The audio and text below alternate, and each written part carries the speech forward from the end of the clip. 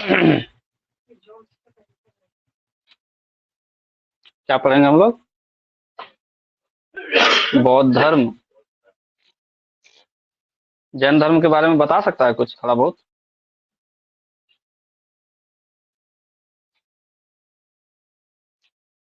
हम्म, समझ में आ गया होगा जैन धर्म के बारे में? कोई क्वेश्चन आएगा तो छूटेगा क्या?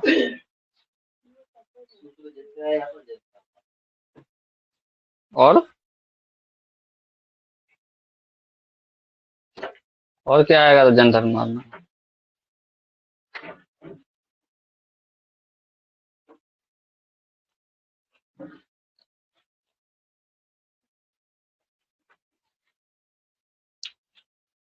देखो, बौद्ध धर्म।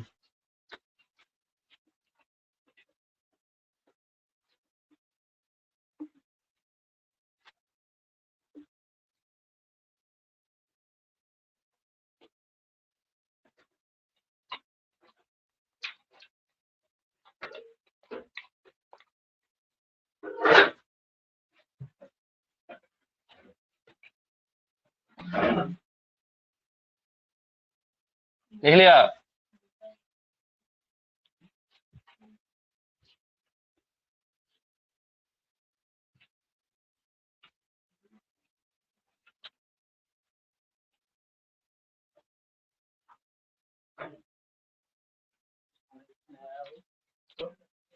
विकास,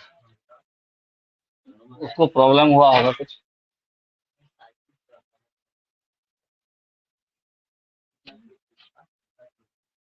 8 किलोमीटर के आसपास। 8 किलोमीटर, 7-8 किलोमीटर है। बौद्ध धर्म कौन सा संस्थापक? गौतम बुद्ध। लिखो, बौद्ध धर्म के संस्थापक, बौद्ध धर्म के संस्थापक गौतम बुद्ध थे।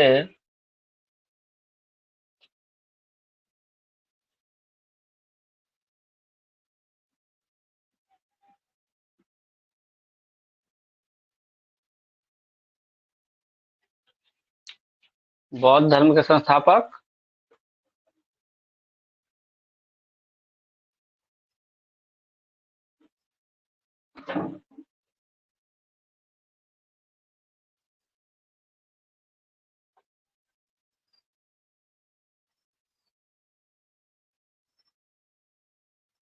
गौतम बुद्ध थे। इनका जन्म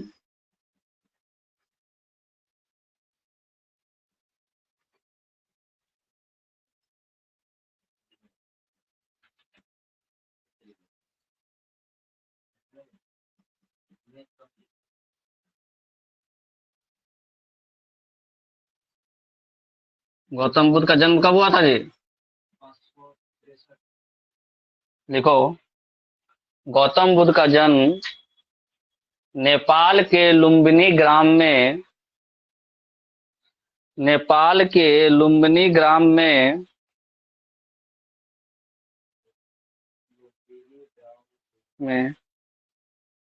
563 बीसी। लुम्बिनी लिखना पड़ेगा,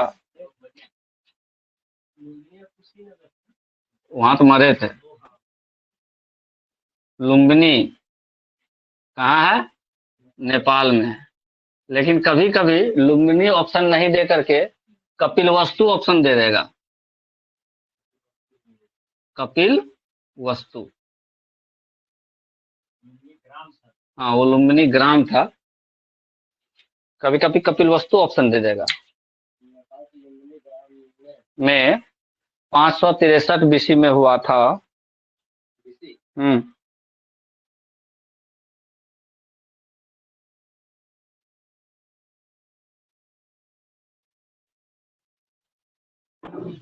देखो कैसे वो ऐसे है। नेपाल में एक जगह है कपिल वस्तु, और कपिल वस्तु में है लुम्बिनी गांव। नेपाल में एक जगह है कपिल वस्तु, और कपिल वस्तु में कौन सा जगह? लुम्बिनी। यहीं पे जन्म हुआ था किनका? गौतम बुद्ध का। कब? कभी कभी ऑप्शन दे देता है पिपरहुआ। तीनों चारों नाम रखना होगा। पिपरहुआ, तो पिपरहुआ भी इसी एरिया को बोला जाता था। हाँ, पिपरहुआ। यही लुम्बिनी नेपाल जहां लिखा है ना, वहां चारों नाम लिख लो। लुम्बिनी भी लिखो, नेपाल भी लिखो, कपिल वस्तु भी लिखो, पिपरहुआ भी लिखो, ताकि ऑप्शन में जो मिले वो मार के चलाना है। ठीक है ना? हाँ, या तो लुम्बिनी ऑप्शन मिलेगा, नेपाल मिलेगा, या कपिल वस्तु मिलेगा, या पिपरहुआ मिलेगा। जन्म स्थान पिपरहुआ।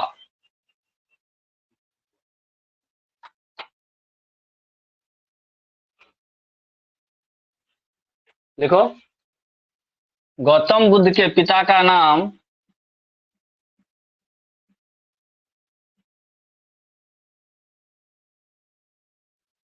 गौतम बुद्ध के पिता का नाम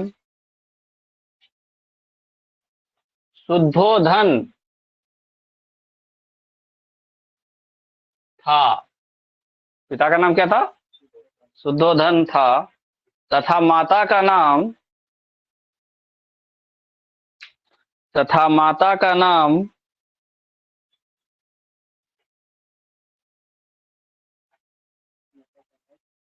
कोसला देवी।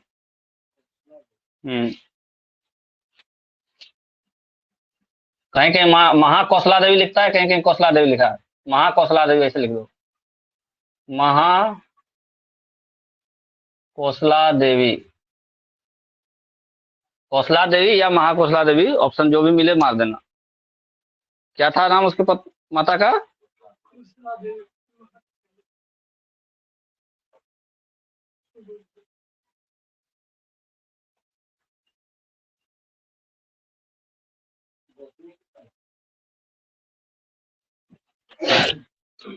और अगर ये ऑप्शन नहीं मिले तो माया देवी लिखा हुआ मिलेगा। माया देवी या महामाया देवी। ऑप्शन देने वाला अलग अलग ऑप्शन दे सकता है, ठीक है ना? महाकौशला क्यों कहे? क्योंकि ये कौशल के राजा की बेटी थी। महाकौशला क्यों कहे? क्योंकि ये कौशल की राजा की बेटी थी, और एक्चुअली में नाम उसका माया देवी ही था। तो महामाया देवी भी कहीं कहीं ऑप्शन में दे देता है, कहीं कहीं माया देवी ऑप्शन में दे देता है। तो आंसर में ऑप्शन में जो मिले उसको मार देना। कौशल के राजा की बेटी थी तो महाकौशला ऑप्शन में मिल जाता है। वैसे एक्चुअल नाम उसका माया देवी था। क्या नाम था एक्चुअल नाम? तो कहीं कहीं महामाया भी लिखा हुआ मिल जाता है। ठीक है, क्या लिखे स्टेटमेंट?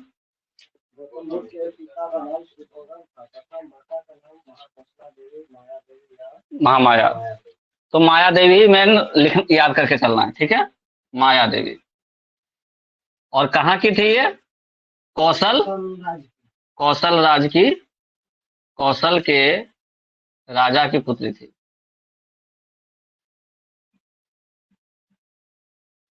कौशल भी एक महाजनपद था, वहीं के राजा की पुत्री थी।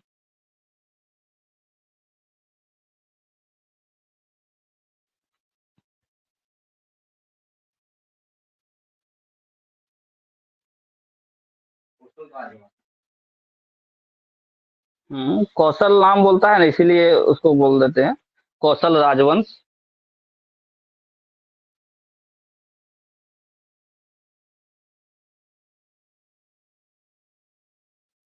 एक और ऑप्शन आता है, या तो वो कौशल राजवंश ऑप्शन में रहे, ठीक, या इसके बारे में एक और चीज फेमस है कि किस गणराज्य की कन्या थी।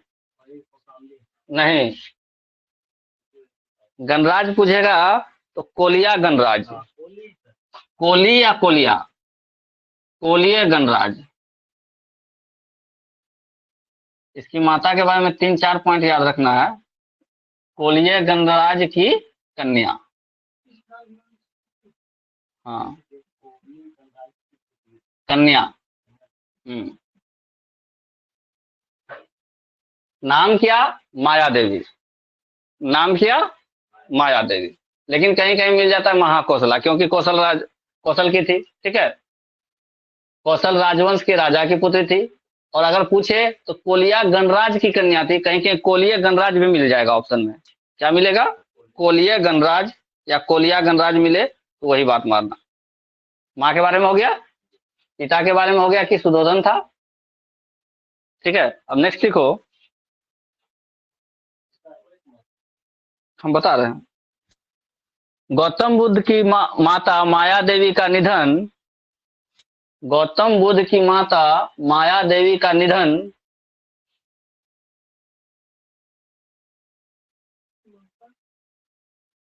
गौतम बुद्ध की माता माया देवी का निधन यानी मृत्यु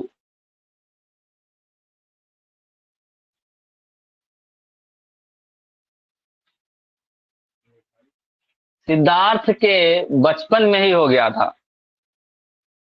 सिद्धार्थ नाम था उनका बचपन का, अभी हम लिखाएंगे। बचपन में ही हो गया था, जिस कारण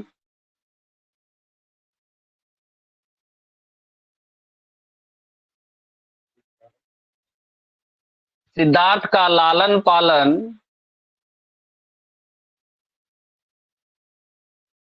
सिद्धार्थ का लालन पालन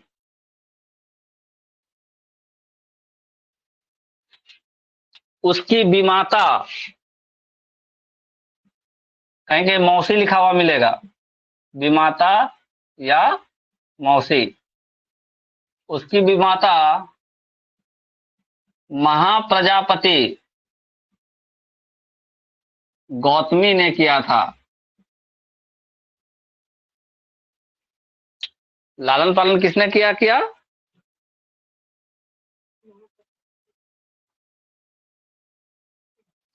हम्म हम्म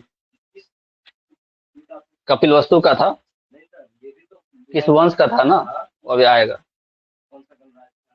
गणराज तो कपिल वस्तु का ही राजा था वो।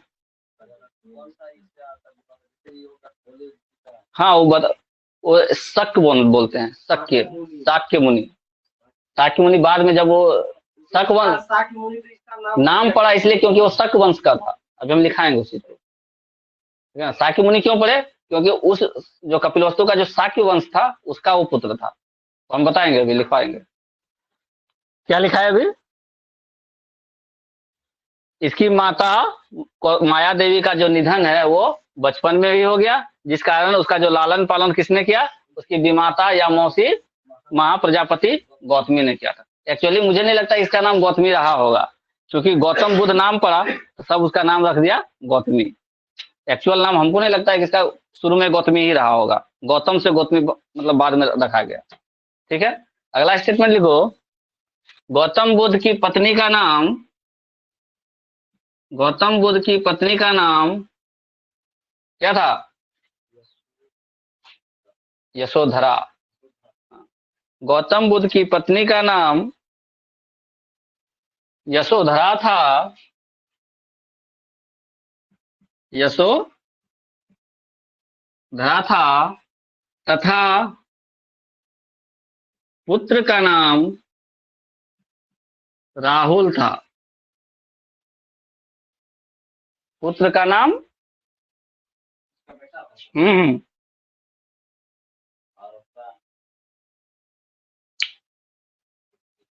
पुत्री नहीं था उसके, महावीर जी की पुत्री थी, बुद्ध जी के पुत्र थे। ठीक है, दोबारा से बोल देते हैं पूरा स्टेटमेंट। बौद्ध धर्म की स्थापना किसने की? गौतम बुद्ध ने की। अच्छा, ये चीज लिख लो, जहां सिद्धार्थ लिखा है ना, गौतम बुद्ध के बचपन का नाम सिद्धार्थ था। गौतम बुद्ध के बचपन का नाम सिद्धार्थ था।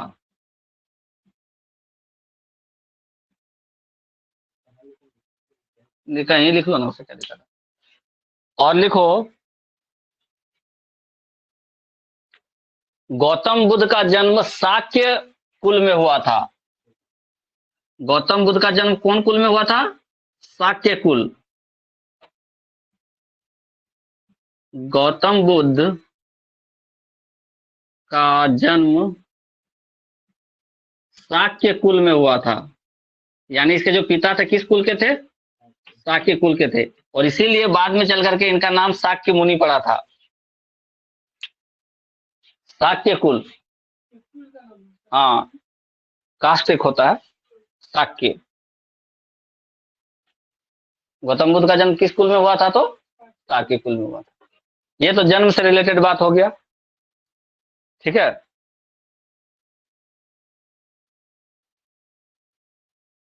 शाक्य कुल,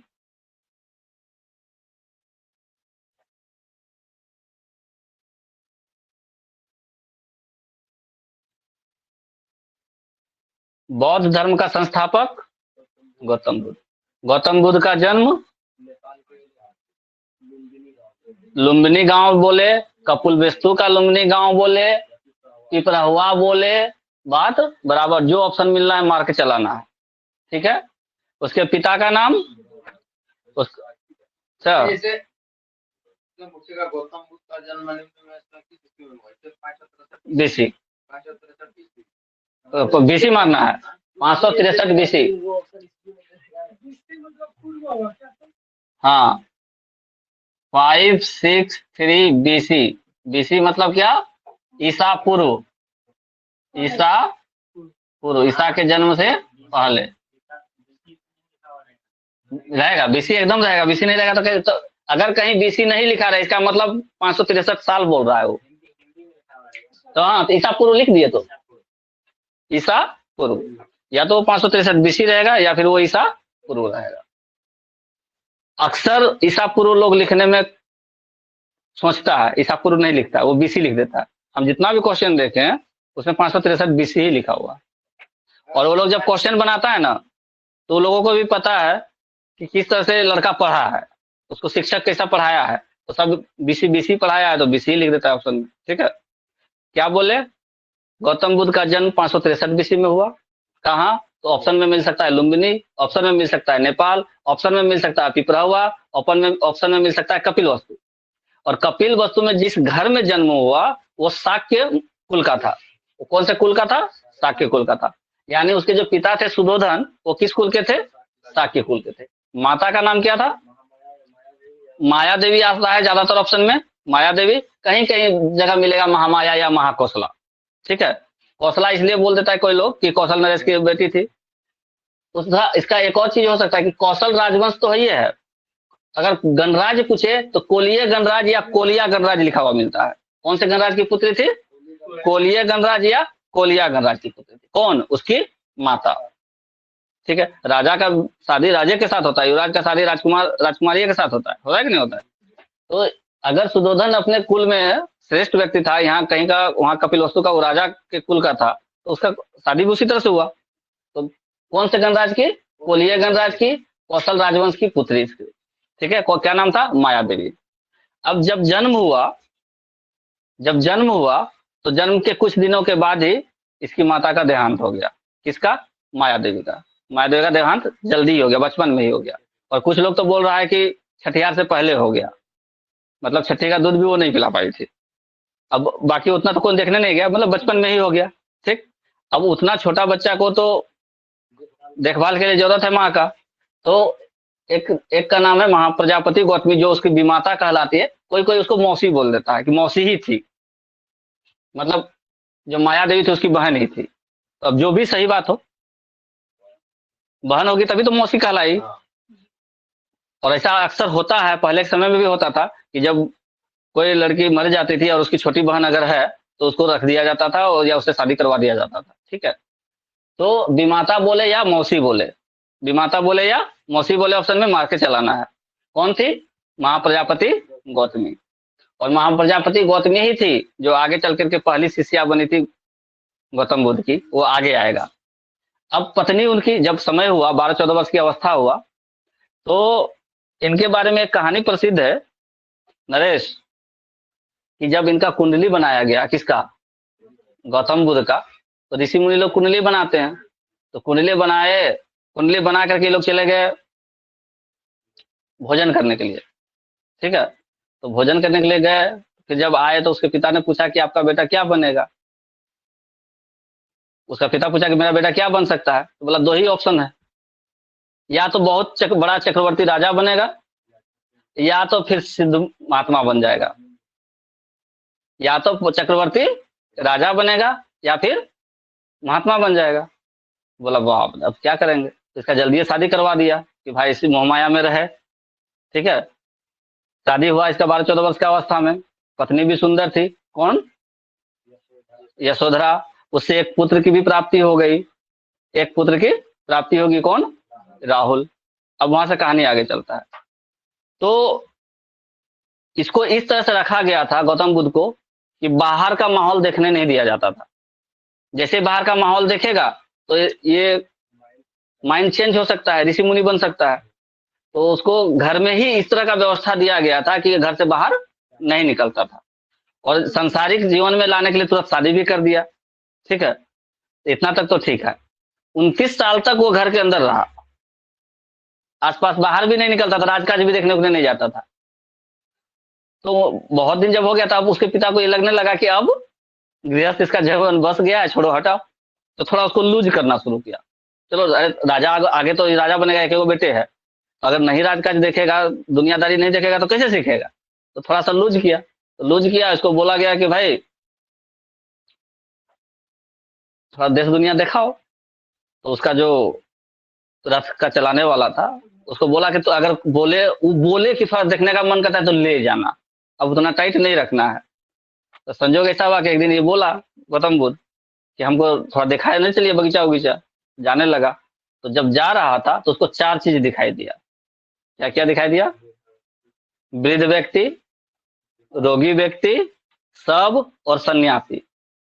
बूढ़ा व्यक्ति, वृद्ध व्यक्ति, रोगी, शव जो लाश लेके जा रहा है, और सन्यासी। सन्यासी मतलब साधु महात्मा। ये 4 चीज उनको दिखाई दिया। कहानी सुन लो, एकदम याद रहेगा, कहीं पढ़ने का जरूरत नहीं है। कहानी ही है, इतिहास क्या है, कहानी है।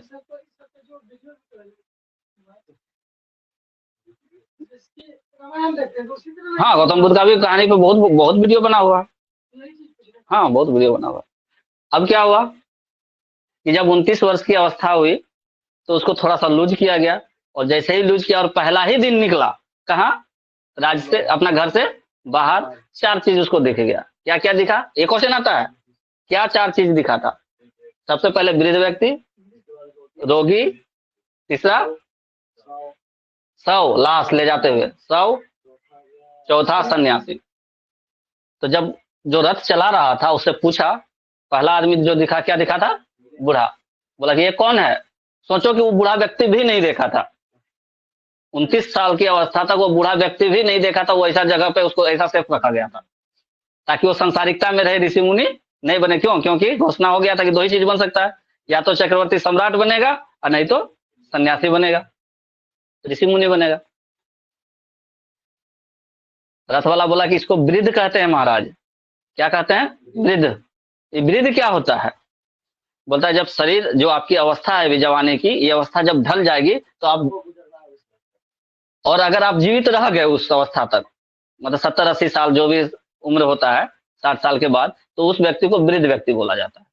तो मैं भी वृद्ध व्यक्ति होऊंगा। बोले अगर आप जीवित रह गए उतना दिन तो वृद्ध होंगे। बोला ठीक है, आगे बढ़ो। थोड़ा और आगे गया तो एक आदमी बहुत खांस खूंस रहा था, उसको बहुत, बूढ़ा तो था ही लेकिन पूरा रोग ग्रस्त था, पूरा शरीर कमजोर था।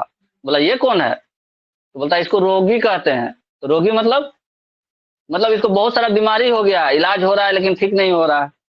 अच्छा, सब आदमी रोगी बनता है? बोलता है आपको तो राजपाट के अंदर में सब चीज व्यवस्था मिला हुआ है, तो आपको क्या पता रहेगा।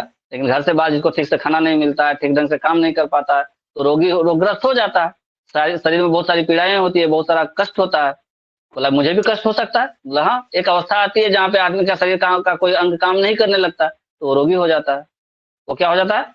रोगी हो जाता है। बोला ठीक है, तो मुझे भी रोग हो सकता है? बोला कि हाँ हो सकता है, बहुत बड़ी बात नहीं है, आगे चलिए। अब आगे गया तो राम नाम सत्य है, सबका यही गत है, सुनाई दिया। बोला वो लोग क्या कर रहा है? 4 आदमी कंधा में कौन सी लेके जा रहा है? तो बोलते महाराज इसको क्या बोलते हैं? सब बोलते हैं। क्या बोलते हैं? सब बोलते हैं। सब क्या होता है? तो जो व्यक्ति मर जाता है ना, उसको अंतिम संस्कार के लिए जो ले जाते हैं उसको बोलते हैं सब। तो ये लोग काहे हल्ला कर रहा है राम नाम सत्य है, सबका यही गत है? बोलते जितना जीव जंतु इस संसार में पैदा लिया है उसका यह गत होने ही वाला है, इसलिए राम नाम सत्य है, सबका यही गत है। सबका यही गति होने वाला है, चाहे वो बचपन में मरे, जवानी में मरे, या वृद्धावस्था को प्राप्त करके मरे, मरना तो है ही। मैं भी मरूंगा। बोले हाँ आप भी मरेंगे। ठीक है, आगे चलो। जैसे ही थोड़ा सा आगे गया एक आदमी अधनंगा अवस्था में कहीं बांधा है कहीं नहीं बांधा है, राम राम राम राम करके अपना जप रहा है, एकदम उसके चेहरा पे पूरा तेज है, मन में प्रसन्नता है, चेहरा पूरा खुशनुमा है। बोला ये कौन है? दिमाग में कोई टेंशन नहीं है उसको। बोला ये कौन है? तो बोला कि ये व्यक्ति को साधु बोलते हैं। क्या बोलते हैं? साधु या सन्यासी। ये क्या होता है? बोलता है ये वो व्यक्ति होता है जिसको दुनिया के से कोई मतलब नहीं है, कोई मोह माया नहीं है, इसको सिर्फ भगवान के नाम से मतलब है, और ये जहां रहता है वहां भगवान का नाम लेते रहता है। भोजन मिला तो खाया, भोजन नहीं मिला तो नहीं खाया, जहां शाम हुआ वहीं सो गया। इसी को बोलते हैं साधु सन्यासी, जिसको दुनियादारी से कोई मतलब नहीं है। तो बोलता क्या मैं भी साधु बन सकता हूँ? अब यहाँ तो राजा का इंस्ट्रक्शन किया था कि इसको सेव करके रखना है। बोलता है महाराज वो तो अपनी अपनी इच्छा पे डिपेंड करता है, काहे वो बोलेगा आप बन सकते हैं। पहले पूछा था क्या मैं वृद्ध हो सकता हूँ? तो हाँ आप हो सकते हैं। फिर पूछा था क्या मैं रोगी हो सकता हूँ? हाँ आप हो सकते हैं। क्या मेरा भी राम नाम सत्य होगा? हाँ बिल्कुल होगा। लेकिन जब ये बात पूछा क्या कि क्या मैं भी सन्यासी बन सकता हूँ, तो उस समय तुरंत बात को टाल दिया। क्या टाल के बोलता है? वो तो अपनी अपनी इच्छा होती है, वो आंतरिक आवाज से लोग इस चीज को समझ सकता है। चलो अब गाड़ी घुमाओ, रथ घुमाओ, घर चलो, बस हो गया। आ गया घर। रात भर बेचारे को नींद नहीं आई। किसको? गौतम बुद्ध को, सिद्धार्थ को। अभी गौतम बुद्ध बना कहाँ था, अभी तो सिद्धार्थ है वो। सिद्धार्थ को रात भर नींद नहीं आई, सोचने लगा मैं भी वृद्ध होऊंगा, मैं भी रोगी होऊंगा, मैं भी मरूंगा। जब सब कोई मर रहा है, सृष्टि इतने वर्षों से चली आ रही, आखिर इसका कोई तो समस्या का समाधान होगा कि नहीं होगा? मरना तो सबको है, क्या कोई ऐसा समस्या, कोई सॉल्यूशन है जिससे कि हम नहीं मरे? ठीक है, उसका दिमाग का जो चक्षु है खुलना शुरू हो गया। बहुत इधर उधर टहल रहा है। तो यशोधरा पूछ रही है कि क्या हुआ? अरे कुछ नहीं हुआ, सो ना तुम। ठीक है, एक दिन दो दिन ऐसे बीता। तो इसकी चर्चा उसने एक बार यशोधरा से की। एक दो दिन के बाद आप बहुत परेशान दिख रहे हैं, बताइए क्या प्रॉब्लम है, हम आपके अर्धांगिनी है, हो सकता है हमारे पास कोई सोल्यूशन हो। तो बताया मन की बात की, ऐसा ऐसा बात है, जैसे बाहर निकले हम ये चीज देखे। तो आप ये सब नहीं देखे थे? बोले ना। क्या बात है, हम तो देखे। तू तो दूसरे के घर में थे, तो तुमको तो उतना बैंड नहीं किया गया था, तुम देखी होगी 12 साल में, शादी से पूर्व। शादी के बाद तो तुमको कहीं जाने नहीं दिया गया है। ठीक है, अब वहां से क्या हुआ, मन इसका व्यथित हो गया। तो ये जो थी कौन, उसकी यशोधरा पत्नी, तो इसका घोड़ा का नाम क्या था? चेतक। और उसको जो चलाता था घोड़ा, जो उसका जो सारथी था, क्या नाम था उसका? उसको बुलाया, वो उसको भाभी बोलता था। ठीक है, हाँ उसको भाभी बोलता था, क्या कि वो लोग दोनों घनिष्ठ था, बुद्ध सिद्धार्थ, और जो उसका घोड़ा जो चलाता था वो दोनों मतलब एक ही लेवल का था। ठीक है, तो इसलिए उसको वो भाभी बोलता था। तो एक दिन उसको बुलाई और बोले कि देखो अब हमको अंदर से लग रहा है कि यहाँ तक टिकने वाला नहीं है, तो अगर ये कुछ बोले ना तो तुम उसके साथ ही जाना, वापस नहीं आना। तो बोला ठीक है ऐसा ही करेंगे, तुमको अपने तरफ से कुछ नहीं करना है। लेकिन अब कहीं यहाँ से जाएगा तो घोड़े से नहीं जाएगा, रथ लेके नहीं जाएगा क्योंकि पकड़ा जाएगा। ठीक है, तो घोड़ा से जाएगा, घोड़ा से जाएगा तो तुमको बोलेगा, अगर तुमको बोलेगा तो तुम उसका साथ छोड़ करके नहीं आना, वापस नहीं आना, तुम उसके साथ में रहना। क्यों? क्योंकि उसको देश दुनिया के बारे में कुछ पता नहीं। जो आदमी बूढ़ा व्यक्ति नहीं देखा है, रोगी नहीं देखा है, सब नहीं देखा है, वो व्यक्ति घर से बाहर अचानक से निकल जाए तो क्या स्थिति बनेगा। सो ऐसा करना कि तुम उसके साथ चले जाना। कंटक नाम था किसका? अब लिखवाएंगे सब। तो कहानी यहाँ हो गया।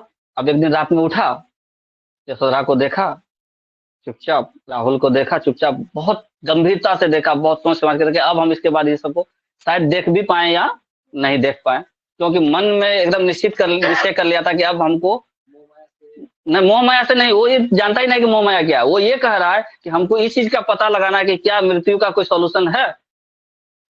उसके दिमाग में ये चीज बैठ गया, जब मैं भी मरूंगा, जब मैं भी रोगी होऊंगा, जब मैं भी वृद्ध होऊंगा, आखिर इसका क्या सॉल्यूशन है। इस उधेड़बुन में कि किसी न किसी को तो इस चीज का जानकारी होगा, चलो उसकी खोज करते हैं।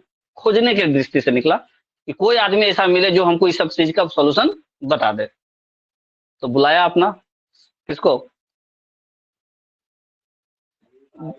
नहीं जो घुड़सवार था उसका, ठीक है, उसको बुलाया। है, घोड़ा का नाम बता रहे हैं तुमको। कौन बोल दिया चेतक है? चेतक महाराणा प्रताप के घोड़ा का नाम था, ठीक है। चेतक किसके घोड़े का नाम था? महाराणा प्रताप का। कहीं का क्वेश्चन कहीं नहीं मिला ना। गौतम बुद्ध के घोड़े का नाम था कंथक, और इसका जो सारथी था उसका नाम था चन्ना। क्या नाम था? चन्ना। घोड़ा क्या खाता है? चना खाता है। घोड़ा क्या खाता है? तो कंथक क्या खाता था? चन्ना खाता था। कंथक किसका घोड़ा था? गौतम बुद्ध का था। और उसको चलाता था कौन? चन्ना। तो चन्ना को बुलाई थी यशोधरा और बोली थी कि देखो अगर ये किसी दिन जाएगा, क्योंकि मेरा अंदर से अब ये लग रहा है कि अब यहाँ टिकने वाला नहीं है, तो तुम इसका साथ छोड़ करके वापस नहीं आना, तुम उसके साथ रहना, क्योंकि इस बंदे को कुछ पता नहीं है, ठीक है। कब एज कितना है? 29 ईयर्स। 12-14 साल की अवस्था में उनकी शादी हो गई थी यशोधरा के साथ। राहुल था। अब वहां पहुंचा, चन्ना को बुलाया गया रास्ते में। यशोधरा को देखा, बहुत गौर से देखा, राहुल को देखा, बहुत गौर से देखा, और मन ही मन दोनों से विदाई लेते हैं। कौन? गौतम बुद्ध। क्योंकि जगा देंगे तो हो सकता है रोक ले, या राहुल को उठा देंगे तो हो सकता है फिर वो पिता पापा पापा बोले, या पिताजी पिताजी बोले, फिर हमको मन में एक मतलब पिता का जो ममता है वो उभर आए, तो हो सकता है हम नहीं जाएं। तो उसको दोनों को देखा, बहुत गौर से देखा, और चन्ना को बुलाया, बोला चलो कहीं चलना है। बोले कहाँ जाइएगा इतना रात में? महाराज से पूछे। महाराज से पूछेंगे तो जाने देंगे, चलो ठीक है, कम से कम माँ से मिल लीजिए। ना ना ना ना ना, माँ प्रजापति गौतमी से मिल लीजिए जो विमाता है। ना ना, किसी से नहीं मिलना। जब हम पत्नी से नहीं मिले, पुत्र से नहीं मिले, बस देख लिया, मन में ठान लिया कि अब जाना है तो जाना है। निकल गए वहां से। किसके साथ? चन्ना के साथ। किस चीज पर? कंटक पर, ठीक है। कहाँ निकल गए? अनजाने जगह पे निकल गए। अब कुछ दूर पहुंचे और बोलते हैं चन्ना को, घोड़ा लो और निकल लो तो यहाँ से। अभी सुबह नहीं हुआ है, राते में बोल रहा है, भोरे में, कि घोड़ा लो और तुम राज वापस चले जाओ, और पापा को बोल देना कि हम ज्ञान प्राप्त करने के लिए जा रहे हैं। हो सकता है हम वापस आए, हो सकता है हम वापस नहीं भी आए, तो अपना राजकाज का व्यवस्था अपना देख लेंगे, ठीक है। और इसी चीज से तो बचाने के लिए उसको कभी घर से बाहर नहीं निकलने दिया था। कौन? सुधोधन। और अंत में वो निकल गया। कौन? गौतम बुद्ध। अब चन्ना बहुत बुरा कि देखिए भाभी जी हमको क्या बोली है, साथ में रहने के लिए, हमको मत मतलब भेजिए, हम आपके साथ रहेंगे, जहां चलिएगा, जो कहिएगा, जैसा कहिएगा वैसा करेंगे। ना ना, ये यात्रा मेरा अपना है, तुम्हारा यात्रा नहीं है। अगर ये यात्रा मेरे साथ में और किसी का तो हम पत्नी को लेके आते, हम पुत्र को लेकर के आते। जब वो लोगों को नहीं लेके आए तो तुमको कहां से लेकर के जाएंगे?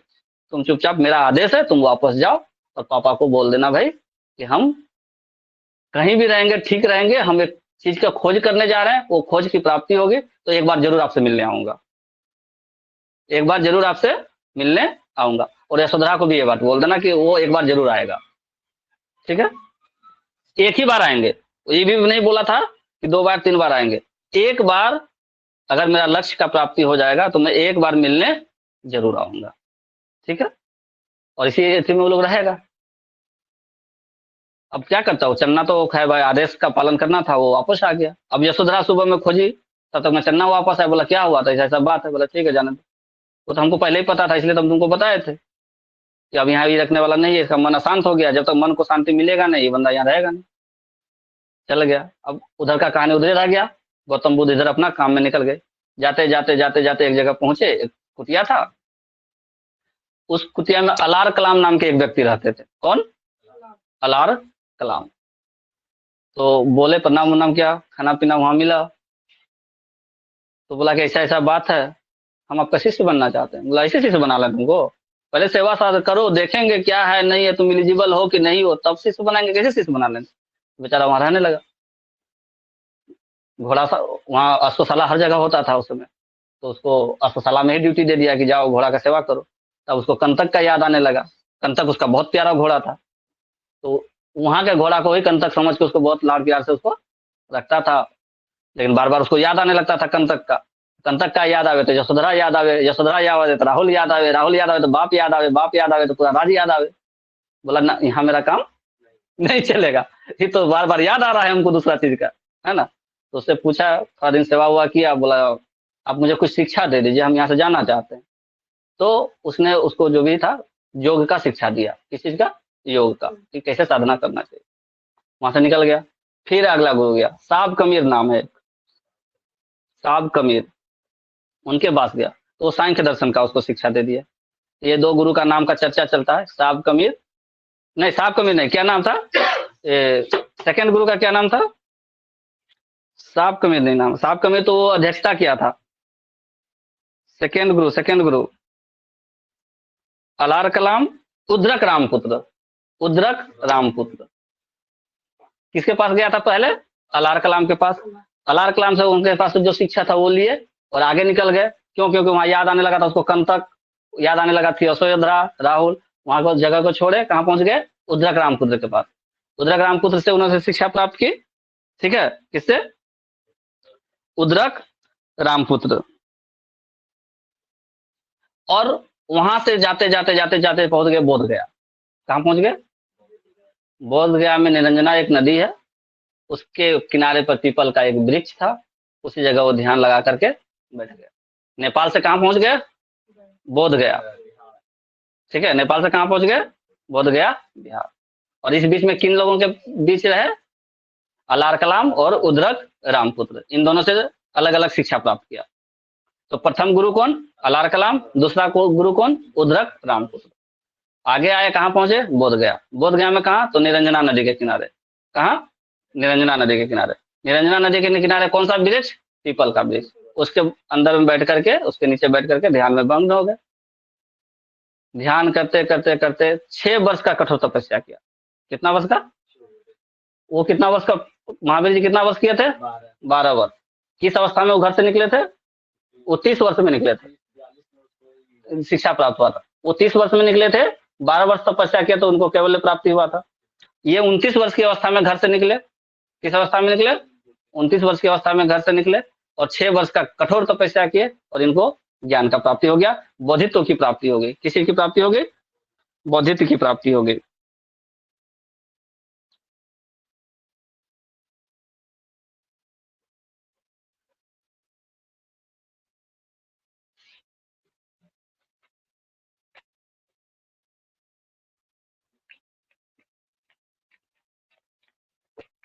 और जैसे ही बौद्धित्व की प्राप्ति हुई, ये बुद्ध कहलाने लगे। क्या कहलाने लगे? बुद्ध कहलाने लगे। हाँ, लाइट, क्या था? Light of Asia. क्या कहलाने लगे? बुद्ध कहलाने लगे। अब बुद्ध कहलाने लगे तो जब ज्ञान का प्राप्ति होगा तो ज्ञान क्या करेगा? बांटेगा। ज्ञान की प्राप्ति होगा तो क्या करेगा? ज्ञान को बांटेगा। तो प्रथम प्रवचन देना था। तो जहां उनको ज्ञान की प्राप्ति हुई बोध में, निरंजना नदी के किनारे, कहीं कहीं फल्गु नदी आता है। हाँ, उसका नाम चेंज हो गया है, तो निरंजना या फल्गु नदी बोले, दोनों एक ही का नाम है। ठीक है, निरंजना नदी या फल्गु नदी। उसका नदी का क्या नाम था? महावीर जी का। महावीर जी किस नदी के किनारे बैठे थे? कौन से पेड़ के नीचे बैठे थे? रिजु पालिका नदी था उनका, और पेड़ था साल। इनका कौन नदी है? निरंजना या फल्गु। निरंजना या फल्गु, और वृक्ष है पीपल। ठीक है, बुद्धित्व की प्राप्ति हो गई। कितना वर्ष में?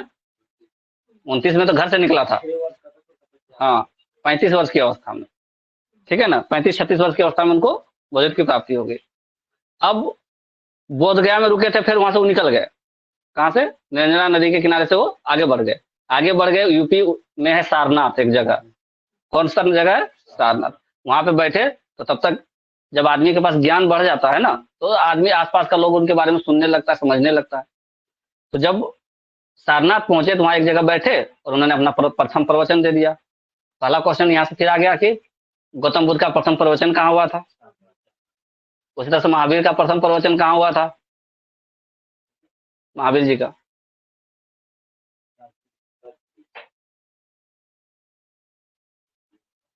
प्रथम प्रवचन, प्रथम जो शिक्षा दिया था, इतना जल्दी भूल जाओगे? पावापुरी में क्या हुआ था?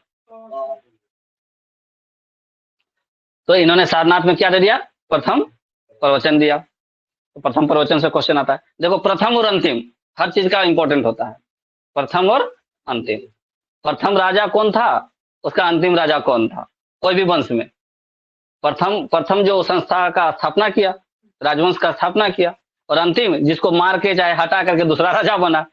तो ये दोनों इंपॉर्टेंट हो जाता है। इसका भी प्रथम प्रवचन कहाँ हुआ था, सारनाथ में हुआ था। प्रथम उपदेश कहाँ दिए, ये सारनाथ में दिए। अब सारनाथ से फिर इनका उपदेश होने लगा। अब उपदेश करते करते करते करते बहुत सारे शिष्य बन गए। तो बहुत सारे जब शिष्य बन गए तो इन्होंने एक संघ की स्थापना कर ली। जैसे उन्होंने जैन संघ स्थापना किया, यहाँ बौद्ध संघ बन गया। क्या हो गया, बौद्ध संघ बन गया। अब इनका जितना सारा प्रवचन हुआ, इनका जो कौन कौन शिष्य था, सबके बारे में A to Z पढ़ेंगे। कहानी समझ में आ गया गौतम बुद्ध का? थोड़ा सा कहानी और बढ़ा देते हैं। सारा प्रवचन उवचन को छोड़ दो एक जगह, ज्ञान का संकलन एक जगह। हाँ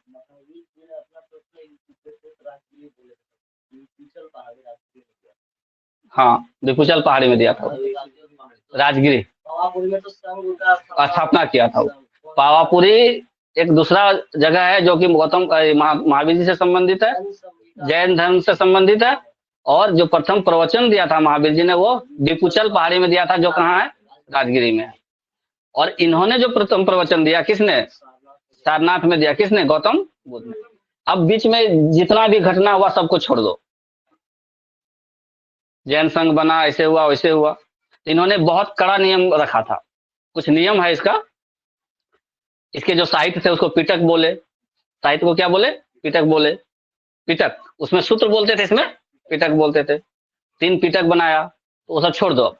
अब जब अंतिम समय हुआ गौतम बुद्ध का जब अंतिम समय हुआ, तो इनको लग गया कि अब हम शरीर छोड़ेंगे, त्यागने वाले हैं। तो उससे 6 महीना पहले अपना एक शिष्य को बोलते हैं कि देखो जी, अगर हम लोग उस रास्ते, हम लोग तो एक जगह रहेंगे नहीं, तो हम लोग वहां जाएंगे कुशीनारा के आसपास।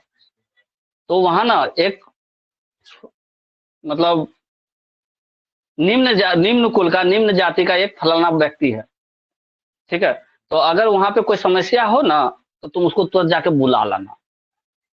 क्या बोला, अपने एक शिष्य को बोले गौतम बुद्ध 6 महीना पहले, अपने मरने से 6 महीना पहले, कि देखो जी, हम लोग 6 महीना के बाद लगभग उस एरिया में रहेंगे। तो वहां अगर कोई समस्या हो, तो उसके आसपास फलाना गांव है, उसमें फलाना व्यक्ति है, तो समस्या हो तो उसको तुम तुरंत जाके बुला लाना, ठीक है। हम अभी यहाँ हैं गांधीग्राम में। 6 महीना के बाद हो सकता है भागलपुर में रहने का हम लोगों का प्रोग्राम हो, क्या इधर से जाएंगे तो भागलपुर रास्ता पड़ेगा, तो 6 महीना बाद भागलपुर में रहेंगे। तो भागलपुर में अगर कोई बहुत बड़ा समस्या खड़ा हो जाए ना, तो भागलपुर के बगल में एक फलाना गांव है, उस जगह फलाना व्यक्ति है, वो मेरा शिष्य है, मेरा भक्त है। हालांकि हम आज तक उससे नहीं मिले हैं, वो भी हमसे नहीं मिला है, लेकिन वो मेरा बहुत परम भक्त है, तुम उसको बुला लाना, ठीक है। 6 महीना पहले गौतम बुद्ध एगो शिष्य को अपना बोल दिए। कुशीनारा पहुंचे 6 महीना के बाद, कहाँ पहुंचे, कुशीनारा। और कुशीनारा में ही उन्होंने अपना शरीर छोड़ दिया। कुशीनारा में उन्होंने अपना शरीर छोड़ दिया। जब छोड़ दिया तो इनके बहुत सारे इस बीच में बहुत सारे राजा इनके शिष्य बन गए थे। बहुत सारे राजा इनको बहुत प्यार करने लगे थे। बहुत सारे राजा चाहते थे कि वो मेरा है, अधिकार जमाने लगे थे। तब जहां लुम्बिनी का, कपिलवस्तु का जो राजा था नेपाल का, उन्हें कहेगा कि मेरा बेटा है, तो हम इसका अंतिम संस्कार करें। उसको ज्ञान कहाँ प्राप्त हुआ, बोध गया में। बोध गया वाला हमारे यहाँ ज्ञान प्राप्त किया था, तो हमारा हुआ हक, हम अंतिम संस्कार करेंगे। कुशीनारा बोला नहीं, यहाँ शरीर छोड़ा है तो हम यहाँ से उतना दूर लेने जाने देंगे, हम करेंगे। उसका मामा अलग, ठीक है। तो जो बड़े बड़े राजा इसके शिष्य बने थे या अनुयायी थे, उन लोगों में आपस में मतभेद हो गया कि इनका जो अस्थि कलश है वो कौन लेके जाएगा। एकदम तलवार निकल गया, हम ले जाएंगे।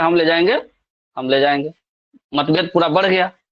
तब अचानक से इस आदमी को ख्याल आ रहा है, इस शिष्य को, अरे गौतम बुद्ध 6 महीना पहले हमको क्या बोले थे कि हम उस स्थान में होंगे, ठीक है। तो उसके आसपास में फलाना गांव है और फलाना व्यक्ति है, वो मेरा परम शिष्य है, परम भक्त है। हालांकि हम उसे नहीं मिले, वो हमसे नहीं मिला है, लेकिन मेरा परम भक्त है, तुम उसको बुला लाना, प्रॉब्लम सॉल्व हो जाएगा। तो बोला कि रुक जाइए आप लोग, कोई झगड़ा मत कीजिए, कोई मतभेद मत कीजिए, हमको थोड़ा सा समय दीजिए। गौतम बुद्ध हमको 6 महीना पहले एक चीज बोल के गए हैं। बोले क्या बोल के गए हैं, ये हम नहीं बता सकते हैं आपको, हम आ रहे हैं, जब तक हम नहीं आए यहाँ से कोई अस्थि कलश नहीं छुएगा, ठीक है। हम आएंगे, समस्या का समाधान होगा, तब तक सब लोग सब शांत रहिए। बोला ठीक है, वो गया तो उस व्यक्ति के पास। तो वेरिफिकेशन तो जरूरी है कि व्यक्ति इस वास्तव में गौतम बुद्ध को जान रहा है कि नहीं जान रहा है। उससे पूछा कि गौतम बुद्ध को जानते हैं आप? बोलते हाँ जानते हैं, वो मेरे गुरु हैं। हैं गुरु हैं? आप उससे मिले हैं कभी? तो नहीं। तो नहीं मिले तो कैसे गुरु हो गए? तो ऐसा थोड़ी होता है, भगवान हम उनको मानते हैं, हम अपना पूजा पाठ करते हैं उनका, उन्होंने जो जो ज्ञान दिया है उसी के अनुसार हम चलते हैं। बोले बहुत अच्छी बात है। आप मिले नहीं है उससे कभी? तो नहीं। आपसे वो कभी मिले हैं? मतलब वेरिफिकेशन देखो कैसे हो रहा है, आपसे कभी मिले हैं? बोला नहीं। फिर गुरु कैसे हो गए? झूठ बोल रहा है तुम? बोला नहीं नहीं, चलिए दिखाते हैं। श्रद्धा भक्ति अपना जो दिखाया, जब ये संतुष्ट हो गया कि हाँ ये बात सही बोल रहा है जो कि गौतम बुद्ध बोले थे, बोले तब आपका नाम क्या है? फलाना नाम। बोला ठीक, आपको ना गौतम बुद्ध बुला रहे हैं, आपको गौतम बुद्ध बुला रहे हैं मतलब, तो आप चलिए ना, आपको गौतम बुद्ध का दर्शन करवा देते हैं, आप कभी मिले नहीं है। तो वहां गया, तो वहां तो देखा वहां राजा सब एकदम शान से खड़ा है, गौतम बुद्ध का शरीर पड़ा हुआ है। तो प्रणाम उन्नाम पाती जो भी हुआ हुआ, बोला बोले आप समस्या बताइए। तो देखिए गौतम बुद्ध हमको 6 महीना पहले ऐसा ऐसा बता के गए थे और आपको बुलाने के लिए बोले थे। अब समस्या यहाँ ये है कि ये लोग आपस में निर्णय नहीं कर पा रहा है कि इसका अस्थि कलश कौन लेके जाएगा। बोला बस इतना बड़ा छोटा बात? बोला मतलब छोटा बात है ये? अस्थि कलश कौन ले जाएगा? सब बड़का बड़का राजा है, लिच्छवी का राजा अलग कूद रहा है, मगध का अलग कूद रहा है, नेपाल वाला अलग कूद रहा है, किसको देंगे हम? तो बोलता किसी को, सबको देंगे हम। बोला कैसे सबको दे दीजिएगा? बोला देखिए हम कैसे देते हैं। अंतिम संस्कार हुआ, जो अस्थि कलश बनाए वो उसमें से थोड़ा थोड़ा लेकर के 7 या 9 जगह का कहानी में है कि 7 कलश बनाया गया। और बोला लीजिए भाई, आप भी लीजिए, आप भी लीजिए, आप भी लीजिए, आप भी लीजिए, आप भी लीजिए। और आप लोग यही ना कह रहे थे कि हम बड़का मंदिर बनाएंगे, जाइए दिखाइए कितना बड़का मंदिर बना सकते हैं। गौतम बुद्ध का कितना बड़ा आप स्तूप बनाइएगा, कितना बड़ा मंदिर बनाइए, जाइए अस्थि कलश लेके जाइए, दीजिए, हो गया, झगड़ा खत्म। क्या मतभेद खत्म, सोल्यूशन हो गया।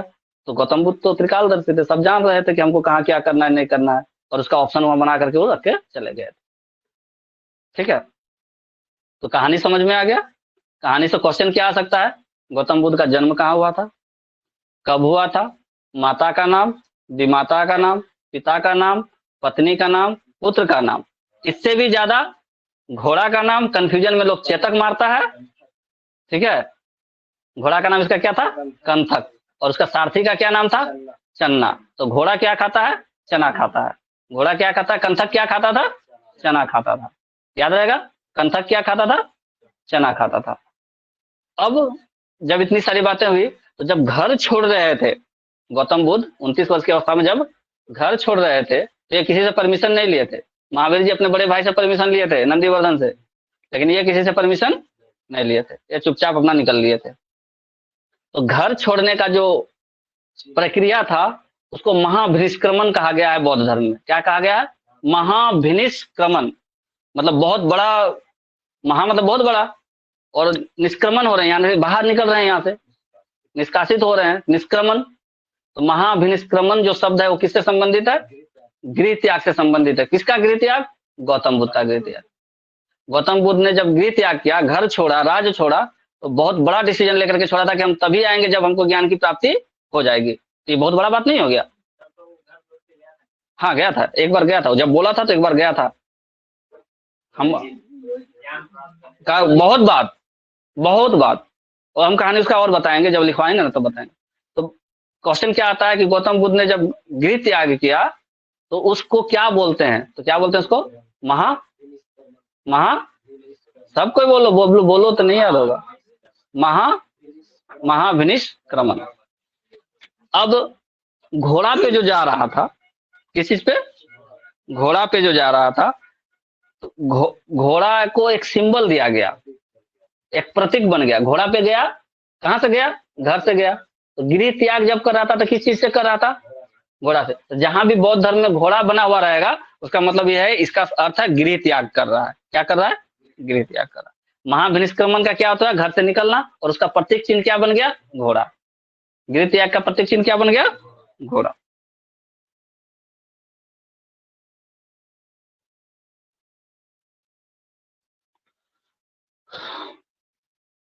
लिखना शुरू करें क्या?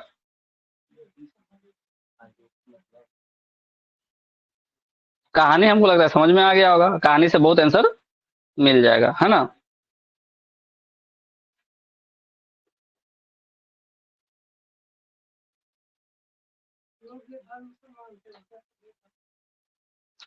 हाँ, बौद्ध धर्म बहुत लोग मानते हैं। पंजाब में सिख धर्म चल रहा है ना। पंजाब में सिख धर्म गुरु नानक देव जी का वहाँ पे चलता है। हाँ, कहाँ तक हम लोग लिखे थे, अब हम लोग लिखेंगे। कहानी पूरा बता दिया गौतम बुद्ध का, अब खाली लिखना है। इसको मिटा दे, यहाँ तक तो हो गया है।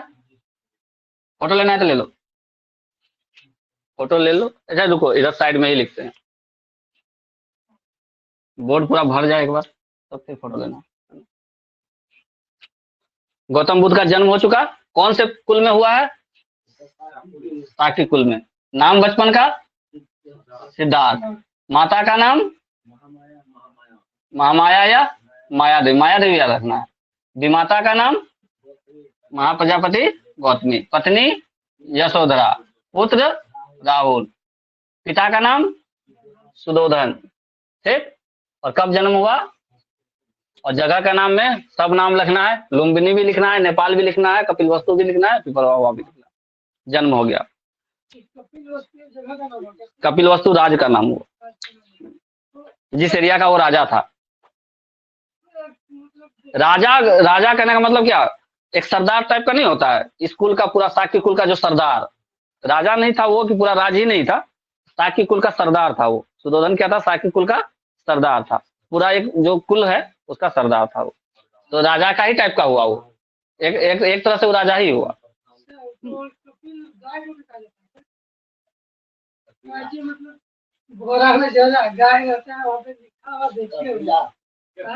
कपिलाहार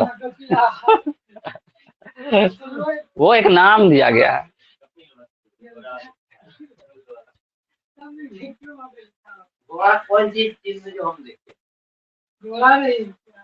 घोड़ा का जहाँ चिन्ह बौद्ध धर्म में है, वो प्रतीक चिन्ह है गौतम बुद्ध के घर से निकलने का, गृह त्याग करने का। हम लोग अभी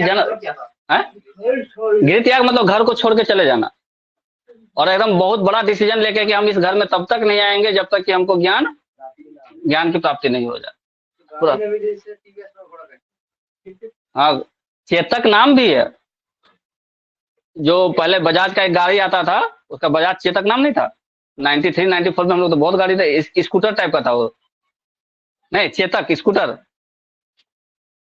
स्कूटर जो था उसका नाम था चेतक। तो वो महाराणा प्रताप का घोड़ा का नाम था चेतक, इसके घोड़ा का नाम था कंथक। तो हम लोग कहाँ पर थे, लिखे हैं कहाँ तक? गौतम बुद्ध के जन्म, माता का नाम भी हो गया, लालन पालन भी हुआ। लालन पालन विमाता किया था वो तो लिखा कि नहीं? हाँ, वो लिख लिया है ना। अब लिखो, गौतम बुद्ध ने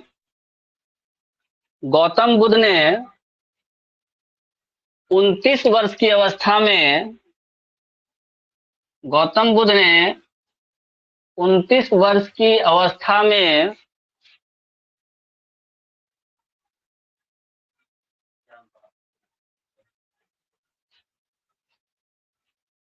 गृह त्याग किया था,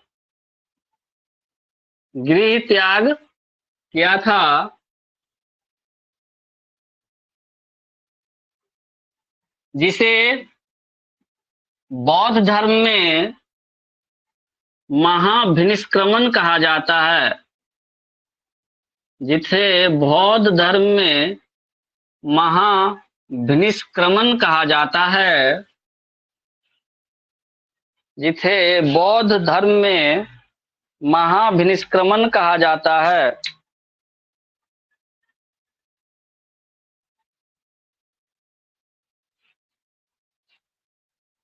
क्या कहा जाता है? लिखो, अगला पॉइंट बनाओ। गृह त्याग करने का कारण, गृह त्याग करने का कारण गौतम बुद्ध द्वारा देखे गए, गौतम बुद्ध द्वारा देखे गए 4 दृश्यों, गौतम बुद्ध द्वारा देखे गए 4 दृश्यों को माना जाता है। नहीं, एक्चुअली 4 दृश्यों को माना जाता है। ये 4 दृश्य हैं। ऑप्शन नंबर 1,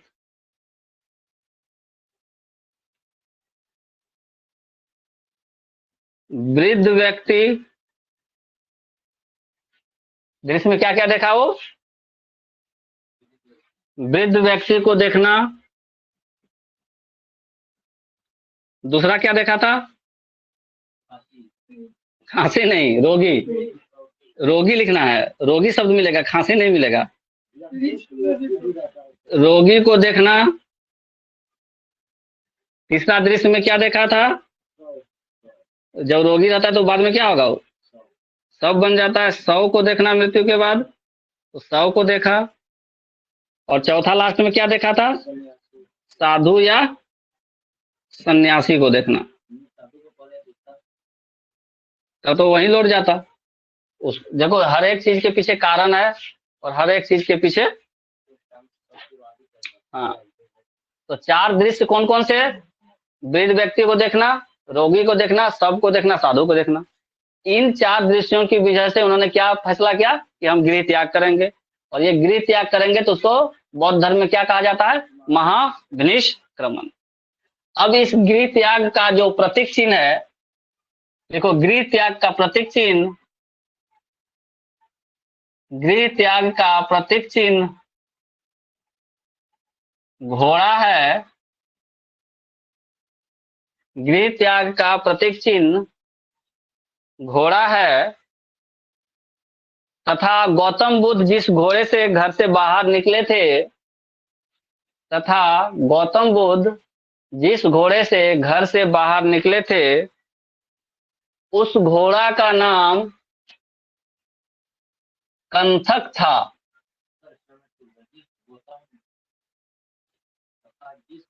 जिस घोड़े से गौतम बुद्ध घर से निकले थे, तथा जिस घोड़े से गौतम बुद्ध घर से निकले थे, हाँ, गौतम बुद्ध घर से निकले थे, उस घोड़े का नाम कंथक था। उस घोड़े का नाम कंथक था। और सारथी का नाम, और सारथी का नाम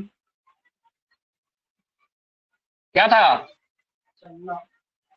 याद रहेगा कि भूल जाएगा? अब फिर महाराणा प्रताप वाला मार के चलाना।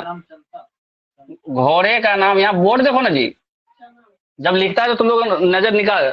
हम यहाँ जब लिख रहे हैं, जिस घोड़े से निकला था उस घोड़े का नाम कंथक था, तथा सारथी का नाम चन्ना था। घोड़ा का नाम क्या? कंथक। सारथी का नाम चन्ना।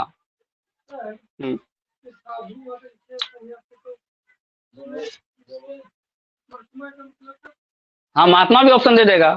साधु, महात्मा और सन्यासी एक ही अर्थ, लगभग लगभग लगभग सेम अर्थ है। तो ऑप्शन देख लेना उठो, क्या ऑप्शन दिया? साधु वही होता है, एक ही चीज है लगभग।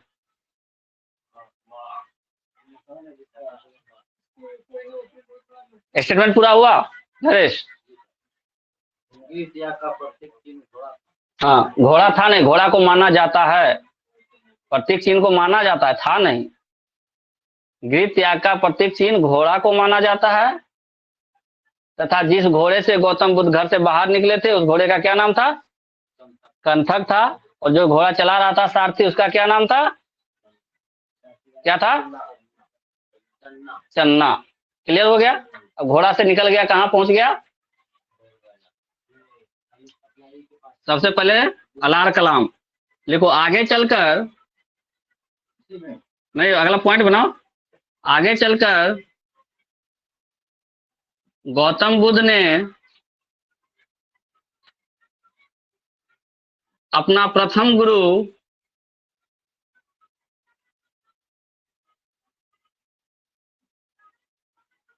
अलार कलाम को बनाया, यानी उससे शिक्षा ली। प्रथम गुरु अलार कलाम,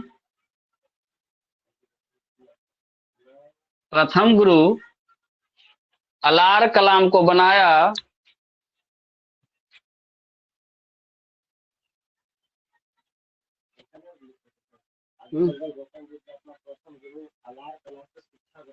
हाँ, ठीक है। गुरु अलार कलाम को बनाया तथा उनसे सांख्य दर्शन की शिक्षा ग्रहण की, तथा उनसे सांख्य दर्शन की शिक्षा ग्रहण की। बोर्ड देखो, सब दिखेगा। तथा उनसे सांख्य दर्शन की शिक्षा ग्रहण की।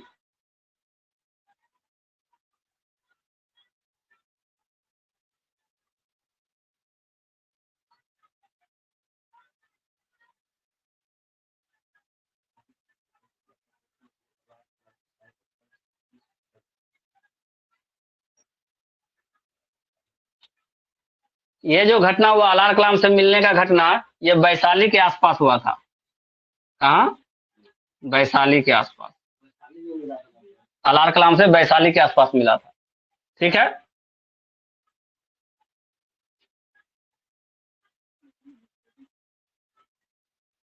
फिर कहाँ गया? पुनः पुनः गौतम बुद्ध आगे बढ़े। पुनः गौतम बुद्ध आगे बढ़े। पुनः गौतम बुद्ध आगे बढ़े तथा राजगृह के समीप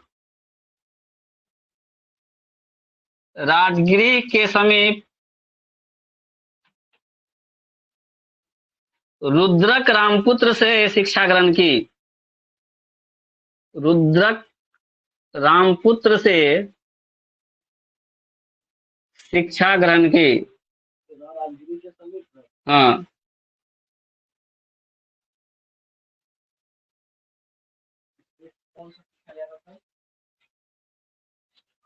ये कहीं पे नहीं लिखा हुआ। ध्यान साधना वाला के बारे में कुछ पूछा होगा, लेकिन कहीं लिखा हुआ लिखित नहीं है। तथा रुद्रक रामपुत्र से शिक्षा ग्रहण की।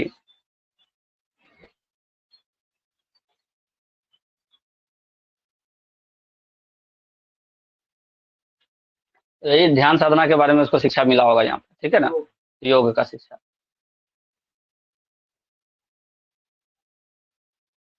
ठीक है।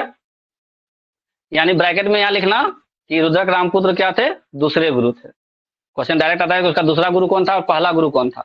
प्रथम गुरु कौन? प्रथम गुरु कौन? अलार कलाम। दूसरा गुरु कौन? रुद्रक राम। ठीक है। कहाँ पहुंच गया? अब राजगिरी पहुंच गया। राजगिरी पहुंचा, फिर आगे चला और आगे चल करके कहाँ पहुंचा? बोध गया। लिखे, आगे लिखो। निरंजना ब्रैकेट में फल्गु नदी के किनारे, निरंजना फल्गु नदी के किनारे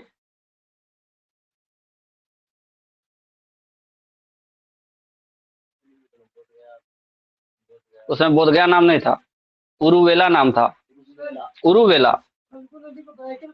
हाँ, कोई एक को ब्रैकेट कर दो। निरंजना या फल्गु नदी, किसी एक को ब्रैकेट करो, कोई दिक्कत नहीं है। क्या लिखा? निरंजना या फल्गु नदी के किनारे उरुवेला गया में, उरुवेला ब्रैकेट में गया, उरुवेला ब्रैकेट में क्या, उसमें उरुवेला नाम से जाना जाता था, अब हम लोग गया बोलते हैं। उरुवेला गया में पहले उसका नाम उरुवेला था, अभी उसका नाम क्या है? गया है। नहीं, बोध गया पटना से बहुत आगे है, 2-3 घंटा लग जाएगा। क्या लिखवा है? उरुवेला गया में पीपल वृक्ष के नीचे, पीपल वृक्ष के नीचे 6 वर्ष की कठोर साधना की। कितना वर्ष की? 6 वर्ष की कठोर साधना की। साधना मतलब तपस्या।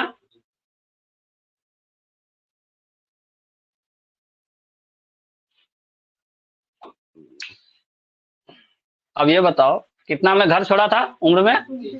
6 वर्ष साधना किया, अब उम्र कितना हो गया? लिख लो उस पॉइंट को बना करके। क्या लिखे? उरुवेला गया में 6 वर्ष की कठोर साधना की तथा 35 वर्ष की अवस्था में, तथा 35 वर्ष की अवस्था में बोधित्व को प्राप्त किया। बोधित्व मतलब बोधित्व को प्राप्त किया। बोधित्व के बगल में लिख लेना ज्ञान ब्रैकेट में। बोधित्व को प्राप्त किया और इस समय से वे सिद्धार्थ से बुद्ध हो गए। इस समय से वे बुद्ध कहलाने लगे, ऐसे लिख लो। इस समय से वे बुद्ध कहलाने लगे। बुद्धि की प्राप्ति हो गई, क्या कहलाने लगे? बुद्ध कहलाने लगे।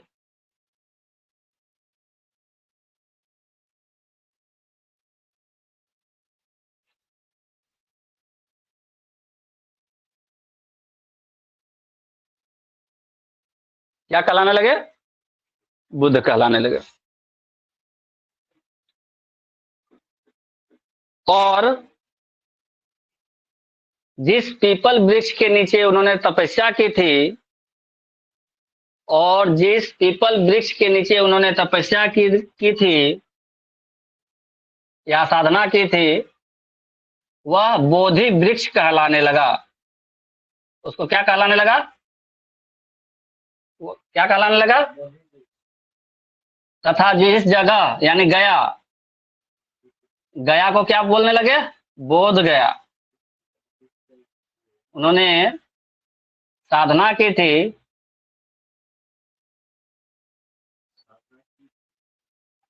उसे बोधि वृक्ष कहा जाने लगा। बोधि वृक्ष किसको बोले? उस पीपल के पेड़ को जिसके नीचे उन्होंने साधना की थी, तो बोधि वृक्ष कहलाने लगा। और गया का नाम क्या पड़ गया? बोध गया। नहीं, अभी हम लोग गया नहीं बोलते हैं, बोध गया बोलते नहीं बोलते हैं। कहा जाने लगा, हो गया। हाँ, कहा जाने लगा। और गया का भी नाम उसी वजह से बोध गया पड़ा। लेकिन उसका गया उस समय नाम नहीं था। उस समय क्या नाम था उसका? उरुवेला। निरंजना नदी कहाँ थी? उरुवेला में थी। फल्गु नदी कहाँ है? उरुवेला में है। ठीक है। गया गया नाम पहले उरुवेला नाम था, फिर उसका नाम गया पड़ गया। और अब जो हमारी सरकार है गौतम बुद्ध के नाम से उसको क्या कर दिया? बोध गया कर दिया। तो नाम एक ही है। ठीक है। बोध ज्ञान प्राप्त किए थे इसलिए बोध गया। ठीक है। वो तो बहुत बड़ा बौद्ध धर्म का सबसे बड़ा, अगर कोई मतलब पर्यटन स्थल उसको नहीं बोलेंगे, क्या बोलेंगे उसको? नहीं, मुख्य। हाँ, वो गया नहीं, गया जगह का नाम है। ठीक है, वो चला गया वाला गया नहीं है। नहीं, गया जगह का नाम है। और गौतम बुद्ध ने वहां ज्ञान की प्राप्ति की थी। पहले उरुवेला नाम था, उरुवेला के बाद उसका नाम हुआ गया, और गया के बाद बोध गया। ठीक है, वो गया वाला शब्द नहीं, वहां गया इसलिए गया नहीं।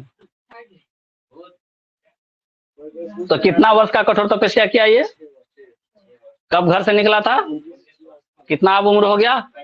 35 साल में क्या मिला उनको? बोधित्व प्राप्त हो गया, यानी ज्ञान की प्राप्ति हो गई। जैसे ही बोधित्व की प्राप्ति हुई, क्या कहलाने लगे? बुद्ध कहलाने लगे। जिस पेड़ के नीचे उन्होंने ज्ञान प्राप्त किया था, बोधि वृक्ष कहा जाने लगा। और जो जगह था उसको अभी हम लोग क्या कहते हैं? बोध गया कहते हैं। बात खत्म। अब जब ज्ञान प्राप्त हुआ तो पहला प्रवचन। अब अगला स्टेटमेंट लिखो। भगवान बुद्ध ने अपना प्रथम उपदेश भगवान बुद्ध ने अपना प्रथम उपदेश बुद्ध ने अपना प्रथम उपदेश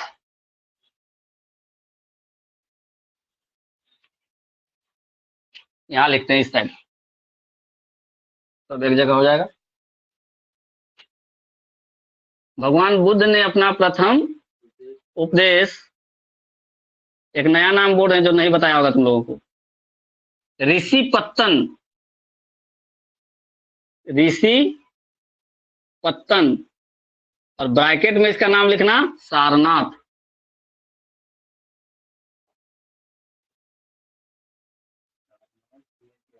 हाँ,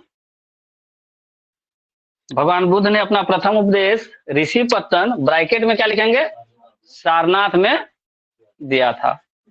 हाँ, ऑप्शन देखो, जो सारनाथ तो सब कोई रटा हुआ रहता है, लेकिन कभी भी कई क्वेश्चन में हम देखें उसका नाम ऋषि पत्तन लिखा हुआ है, इसलिए हम दोनों नाम यहाँ लिखवा दिए। भगवान बुद्ध ने अपना प्रथम उपदेश कहाँ दिया था? ऋषिपत्तन सारनाथ में दिया था।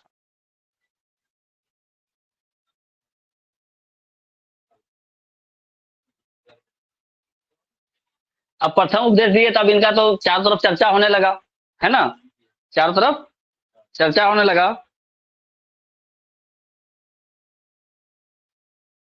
लिखो अगला स्टेटमेंट यहीं पे लिखो, ऋषिपत्तन में, उसी में ऋषिपत्तन में ऋषिपत्तन में इन्होंने अपने बिछड़े हुए ऋषिपत्तन में इन्होंने अपने बिछड़े हुए 5 साथियों को उपदेश दिया था। कोई दूसरा आदमी को नहीं दिया था, अपने साथियों को दिया था। देखो जब तुम नया नया कोई जानकारी मिलेगा ना, तो तुम्हारे बारे में तो दूसरे को पता नहीं है ज्यादा, है ना? अभी जैसे मेरे पास आता है कोई जो हमको जानता है कि सर के पास इस चीज का नॉलेज है, वही आएगा, नया आदमी थोड़ी आ जाएगा। जैसे मेरा फ्रेंड सब है, अभी आता है मेरे पास, यहाँ प्रैक्टिस करता है। क्यों करता है? क्योंकि उसको पता है कि इस टॉपिक, यह टॉपिक इसका क्लियर है। तो अपने बिछड़े हुए 5 साथी, इसके साथी को पता था कि भाई ये तो बड़ा आदमी बनेगा एक दिन, इसके पास बहुत ज्ञान है, तो चलो भाई उसके पास गया। और ये लोग बिछड़ गया था तो मिला उस दिन, तो 5 साथी को पहला उपदेश दिया। पहला उपदेश के बाद है ना फिर प्रचार प्रसार होगा। तो पहला उपदेश किसको दिया था? 5 साथियों को दिया था। कई जगह ये 5 साथी का नाम भी है, लेकिन उतना हम लोगों को पढ़ना नहीं है। 5 साथियों को दिया था।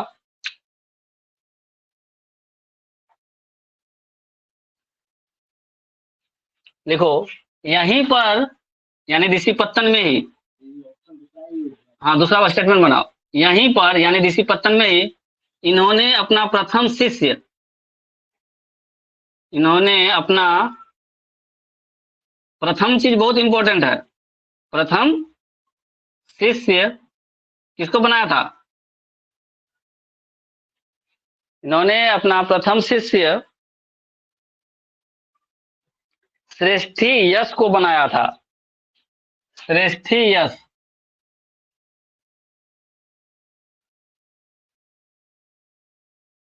अगर प्रथम रहे तो ठीक है, नहीं तो खाली शिष्य भी लिख सकता है। इन्होंने एक शिष्य बनाया कहां पर? ऋषिपत्तन में, और उसका नाम क्या था? श्रेष्ठी यश। 5 साथी को तो उपदेश दिया, लेकिन 5 साथी उपदेश दे दिया तो क्या वो चेला बन गया तुरंत? नहीं, चेला नहीं बना होगा। लेकिन जब ऋषिपत्तन में थे, इन्होंने अपना एक शिष्य बनाया। उस शिष्य का क्या नाम था? श्रेष्ठी यश। तो हम लोग ये कह सकते हैं कि श्रेष्ठी यश उनका पहला शिष्य था? नहीं कह सकते हैं। अगर प्रथम बोले या शिष्य बोले, बात बराबर है। तो ऋषिपत्तन में एक शिष्य बनाया, क्या नाम था उनका? श्रेष्ठी यश। अब ऋषिपत्तन से आगे बढ़े, लिखो ऋषिपत्तन से निकलकर गौतम बुद्ध राजगीर पहुंचे। ऋषिपत्तन से निकलकर गौतम बुद्ध राजगीर पहुंचे।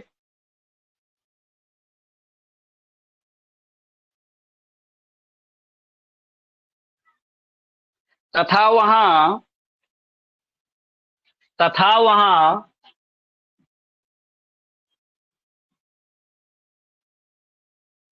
कश्यप बंधुओं से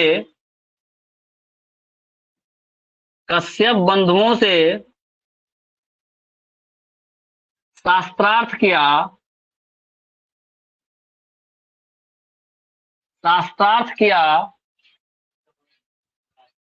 शास्त्रार्थ किया। कश्यप बंधुओं से क्या किया? शास्त्रार्थ किया।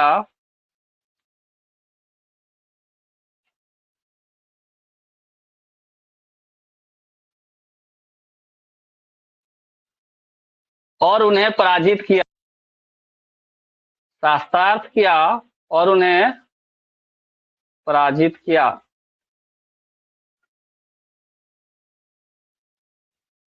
क्या किया? शास्त्रार्थ किया और पराजित किया। देखिए, बिना चमत्कार का नमस्कार नहीं होता है। जब तक हम कोई चमत्कार नहीं दिखाएंगे, हमको कोई नमस्कार नहीं करेगा। तो शिष्य तो बना लिए एगो श्रेष्ठी यश को, शिष्य किसको बना लिए? श्रेष्ठी यश को। कैसे तुम लोग बोला कि विधायक जी जीत करके गए तो सीधे 5वां साल आए घूम करके, तो उसको कोई नमस्कार करेगा? गरियाया भरपेट कि सर एको बार कम से कम घूमने के लिए चले आते तो हम लोग मानते कि चलिए भाई आप विधायक बन के गए हैं और आए हमको हमारा हाल चाल पूछे। आप अब दोबारा जब आए तो कब आए हैं? फिर इलेक्शन होने लगा तब, तो हम आपको किस मुंह से इलेक्शन में वोट दें? तो अब तो इसी से बना लिए किसको? श्रेष्ठी यश को। प्रथम प्रवचन भी किसको दिए? तो 5 गो अपना ही साथी को दिए जो कि बिछड़ा हुआ था, तो दूसरा आदमी थोड़े मानेगा? नहीं। तो अब हाईलाइट होना है तो हाईलाइट होने के लिए किसी ऐसा हाईलाइटेड पर्सन के पास पहुंचिए और उसको पराजित कीजिए, तो हाईलाइट हो जाइएगा। तो कहाँ पहुंचे? राजगिरी। और राजगिरी में कश्यप बंधु रहते थे जो कि बहुत जाने माने विद्वान थे उस समय के, शास्त्रों का बहुत ज्ञान था उनको। तो उनको बोला कि भाई हम आपसे शास्त्रार्थ करना चाहते हैं। ठीक है। और शास्त्रार्थ जब किया तो गौतम बुद्ध विजयी हो गए। तो जैसे ही बड़े ऑलरेडी वो बहुत बड़े हैं और उसको कोई आदमी पराजित कर दे तो फिर वो तुरंत हाईलाइट हो गया। तो इनका चर्चा अब हर जगह से चलने लगा। शास्त्रार्थ करना मतलब शास्त्रों के बारे में एक दूसरे के साथ डिस्कशन करना। ठीक है। और उस डिस्कशन में जीत गए गौतम बुद्ध। तो लोगों के बीच चर्चा में लगे कौन व्यक्ति है भाई जो कि कश्यप बंधु को भी हरा दिया। राजगिरी में उसका बोली चलता था कि भाई उससे विद्वान कोई है ही नहीं। तो शास्त्रार्थ में किसको हरा दिया? कश्यप बंधु को हरा दिया। कहाँ? राजगिरी में। तो ऋषि पत्तन से कहाँ पहुंचे थे महात्मा गौतम बुद्ध? राजगिरी। राजगिरी में शास्त्रार्थ किए और अपना चमत्कार दिखाए और नमस्कार अब शुरू हो गया। ठीक है।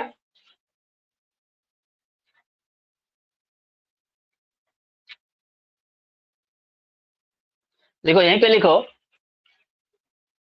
गौतम बुद्ध ने, हाँ पॉइंट बना के, गौतम बुद्ध ने एक अन्य विद्वान, गौतम बुद्ध ने एक अन्य विद्वान संजय को भी, एक अन्य विद्वान संजय को भी शास्त्रार्थ में पराजित किया। संजय नाम था। संजय को भी शास्त्रार्थ में पराजित किया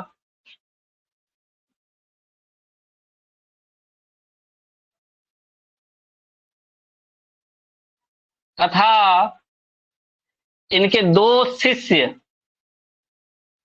इनके दो शिष्य, जब गुरुए हार गया किसी से तो उसका शिष्य उसके पास रहेगा है?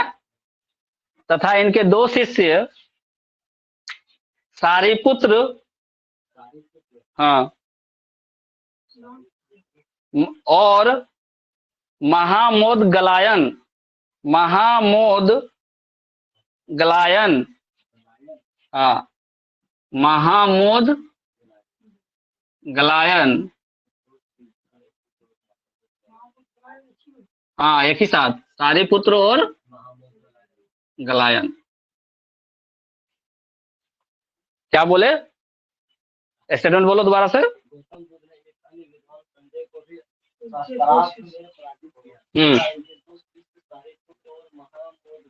गलायन को बौद्ध धर्म की शिक्षा दी,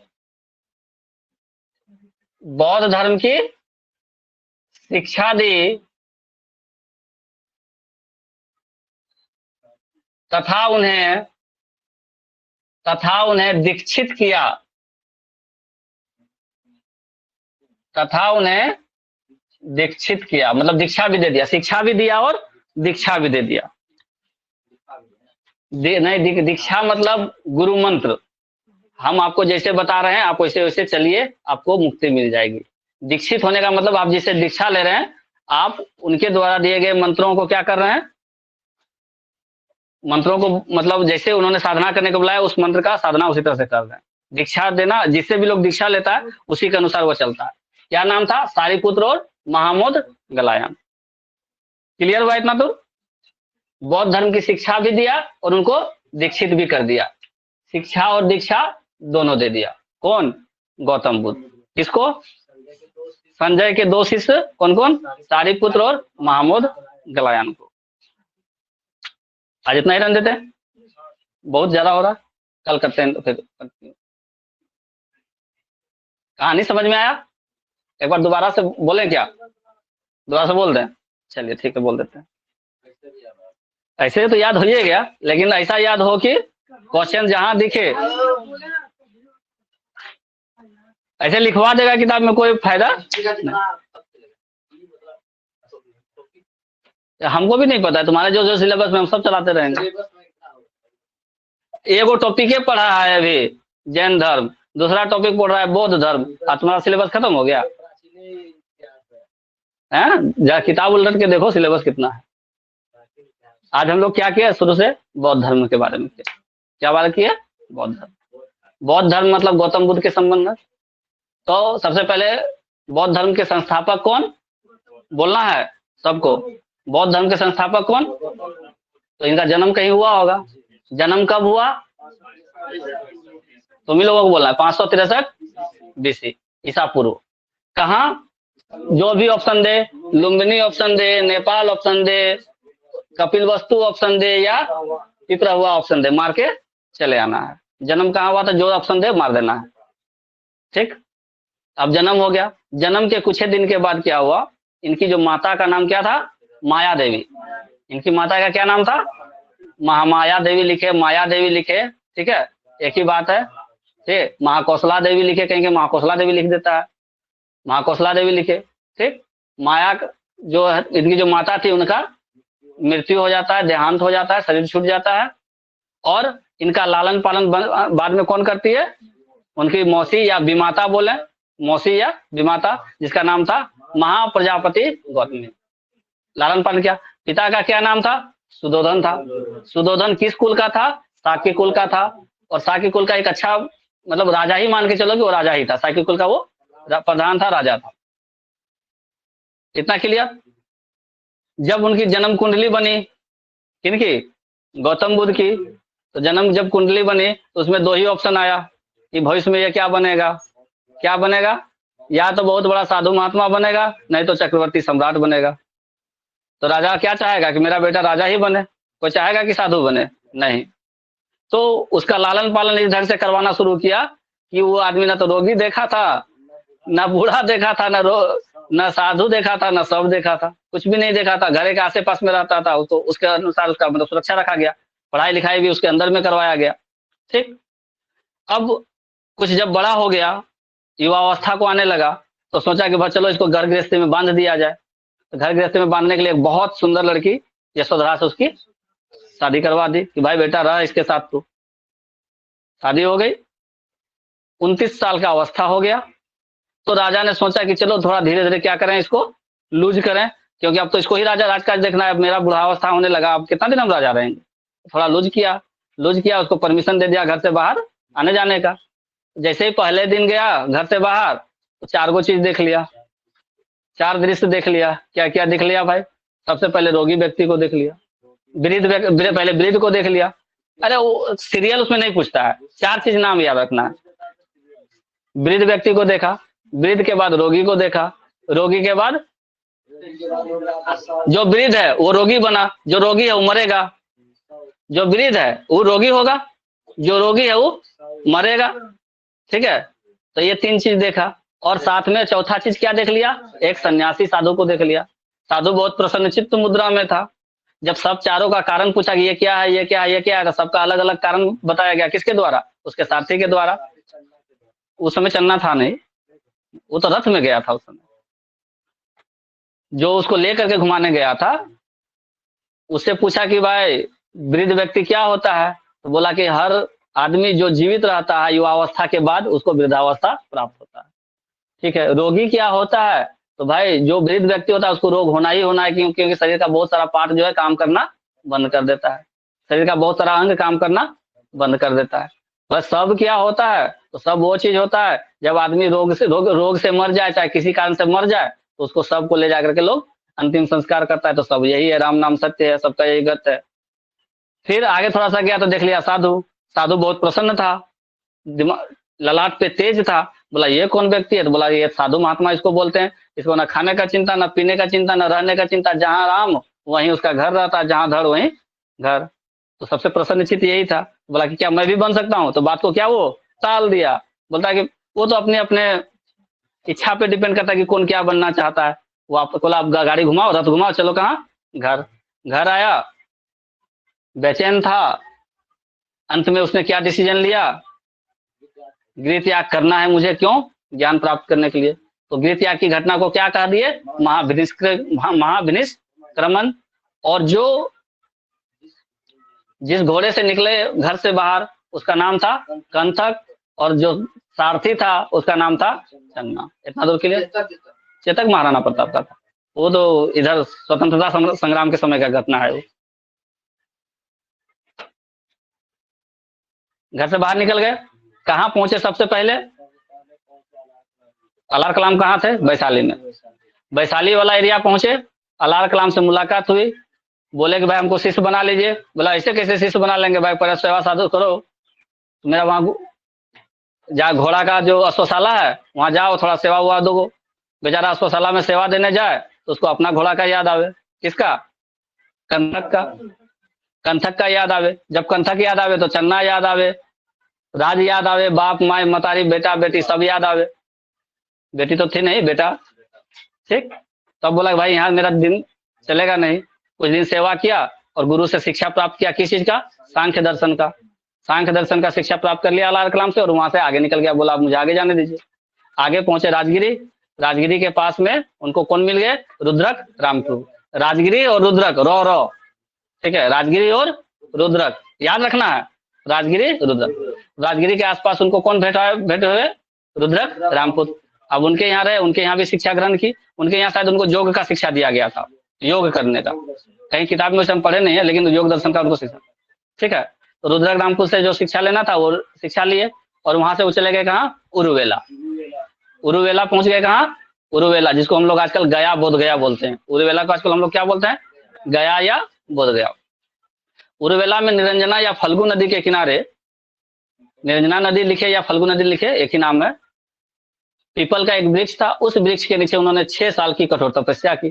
कितने साल की, तो उस साधना के बाद 35 वर्ष जब उसका उम्र पूर्ण गया उस समय, तो उनको बोधित्व का प्राप्ति हुआ, ज्ञान प्राप्त हुआ। क्या प्राप्त हुआ, जैसे महावीर जी को कैवल्य प्राप्त हुआ था। शब्द अलग है, चीज एक ही है, शब्द अलग है। उन्होंने क्या कहा, कैवल्य कहा, ये क्या कहा, बोधित्व कहा। ज्ञान प्राप्त हो गया। जब ज्ञान प्राप्त हुआ फिर वहां से निकल गए।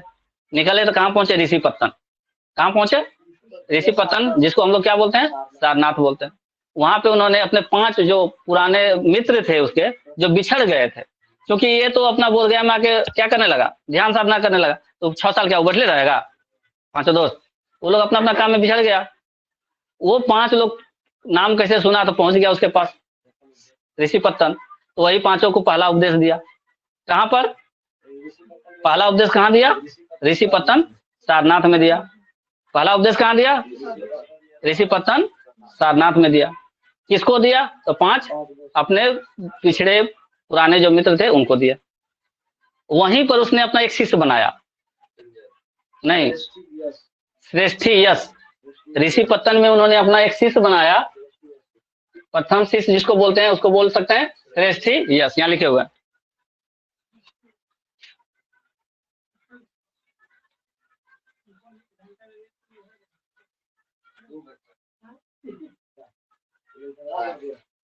श्रेष्ठी यश, उनको एक शिष्य बना लिया। अब वहां से आगे निकल गए सारनाथ से, ऋषि पत्तन से कहां पहुंचे, राजगिरी। राजगिरी, राजगिरी में 2 भाई रहते थे, कश्यप भाई, कश्यप बंधु रहते थे। वो लोग बहुत विद्वान थे, शास्त्रों का बहुत जानकार थे। तो बोला कि भाई नमस्कार करवाना है तो चमत्कार कुछ करना होगा, बिना चमत्कार के नमस्कार नहीं होता है, चाहे कोई भी रहे, ठीक है, बिना चमत्कार का नमस्कार नहीं होता है। तुम प्रणाम कर दोगे सब आदमी को ना, कुछ करेगा तभी तो करोगे। तो इन्होंने क्या चमत्कार किया कि शास्त्रार्थ में कश्यप बंधु को पराजित कर दिया। अब चर्चा होने लगी तो कश्यप बंधु को हरा दिया, जरूर उनके पास उनसे ज्यादा ज्ञान है। अब लोगों में चर्चा होने लगी, फिर वो वहां से आगे बढ़े, कहां पहुंचे, अच्छा कहीं भी वहां से आगे निकले।